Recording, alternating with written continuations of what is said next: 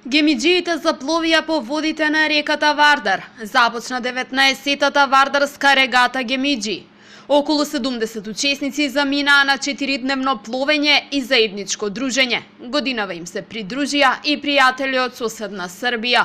Мислам дека сме подготвени. Состојбата на пловните објекти се во најдобра состојба.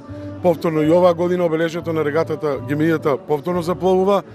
Се надеваме дека и како и секоја година безбедно ќе допловиме до крајната дестинација Гевгелија, со тоа што денеска запловуваме од тука да одиме до Стрела 1, односно во Криволак, таму е ноќевањето.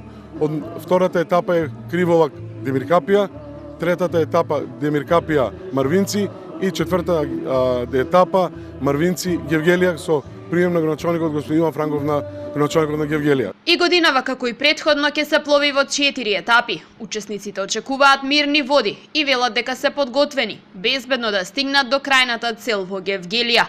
Организаторите со став дека Вардарската регата е бренд на општина Велес потенцираат дека годинава поголемиот дел од учесниците се млади луѓе.